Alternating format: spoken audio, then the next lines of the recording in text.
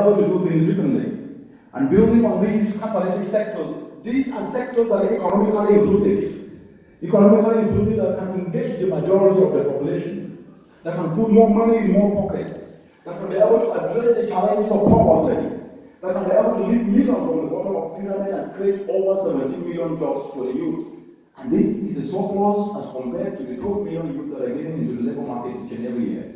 Distinguished colleagues, ladies and gentlemen, these sectors are the clean energy, 365 days of sunshine, and nature-based agriculture. They stand out, but to maximize these sectors, the approach must change.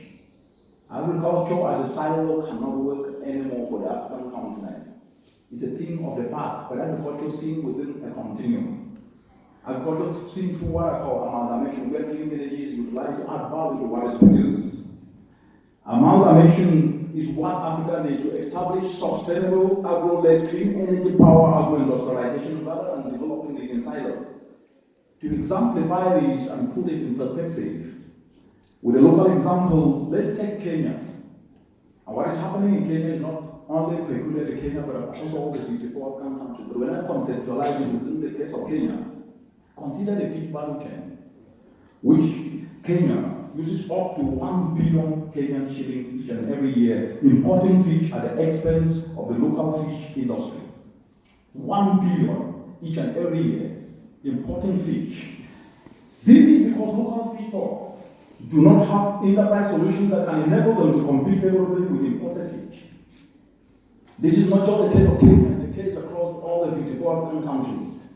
It's the case of Cameroon, Nigeria, of Zambia, of Tanzania, of Cote d'Ivoire, of Togo. Across the continent, the issue of adding value, of accessibility, of solar dryers, that ensuring that the future folks can be able to compete favorably with imported fish, we must be able to do it differently. These fish folks do not have solar dryers to enable them to preserve their fish and leverage on supply and demand dynamics and get the best prices in the market. This is an opportunity for the Kenyan youth seated right here today.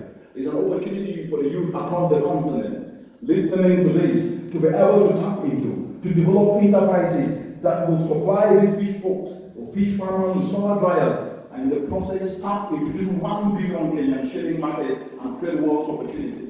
This is realistic. It is not fiction. It's what you can do, and you can be guided to do so. So do not complain.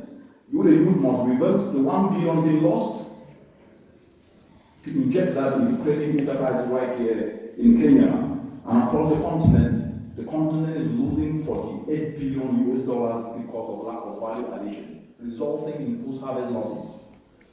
Just imagine if this amount of money was to be reversed. It will not be reversed by someone else's earth. It will be reversed by you. You have the knowledge, you have the guidance, and you can be able to do so. Distinguished colleagues, ladies and gentlemen, part of the reason why 1 billion Kenyan shillings is lost is because even when the fish is there, the fish farmers do not have packaging solutions to enable them to package their fish attractively and win over the market. This is an opportunity for you, the youth, to develop packaging enterprises, targeting the most attractive, functional packaging solutions for the local fish farmers. And by this, you will tap into the 1 billion Kenyan shilling market for the inclusive world. This is just an example of the fish value chain. The case is the same case for inefficiency in tomatoes that is costing Kenya, for example, 2.4 billion Kenyan shillings every year. These statistics blurring in front of our eyes today are same for cassava, for onion, and all key crop value chains in Kenya. This represents a 500 million opportunity that Kenya is losing every year. That's about 50 billion Kenyan shillings. You could create enterprises there. Don't wait for someone to employ you. Employ yourself. You'll be guided. We will sit and complain. Yes, we'll complain, but complaining is not a strategy. Distinguished colleagues, ladies and gentlemen, across the continent there is over 80 billion in opportunities to tap by providing enterprise opportunities along the entire agro value chain. Dear youth, do not be left behind. Step up to the plate with what you have. Study a value chain of your interests. Study a value chain of your interests and look for its inefficiency. Then start devising solutions. You will be amazed on what you will achieve and how you contribute to Africa's development. And that takes me to my second point. Treasure your skills and not only money alone.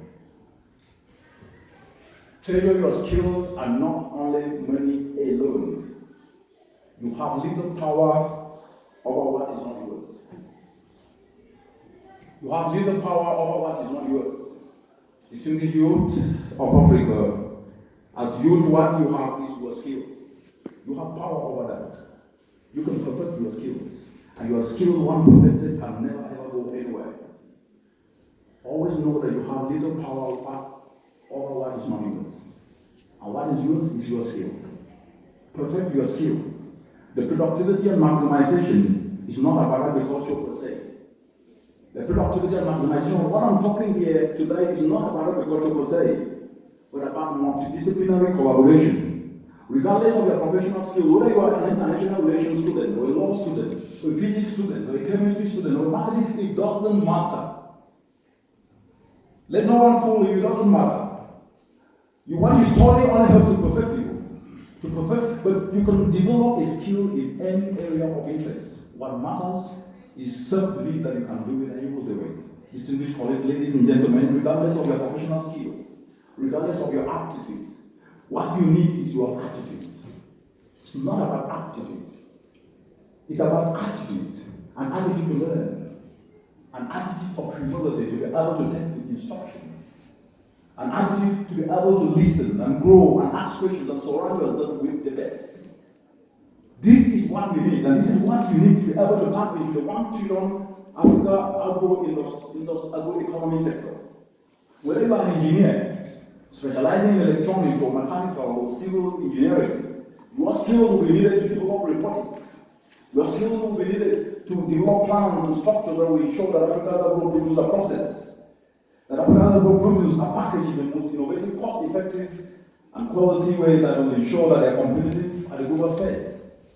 Whether you are a lawyer, your skills will be needed to ensure that enterprises engaged in the agro value chain can forge innovative agreements that allow them to expand.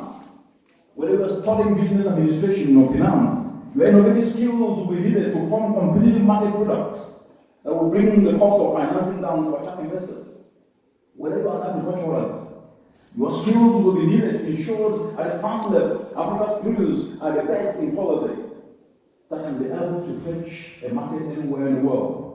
This is a comparative advantage and inclusive area that presents an opportunity for each and everyone across the entire continent, regardless of age, regardless of sex, regardless of height, regardless of where you come from, regardless of background, regardless of how you look. It is an opportunity. Seize it. The moment to seize that is now. We must now proceed to fuse the diversity of our purposes. Find a purpose and find an interest in the value chain. And infuse the diversity of our purposes expressed through our skills, our talents, and our ongoing initiative, and apply across the multidisciplinary sectors, and engage with passion and dedication, and do it as if that was your last breath on earth.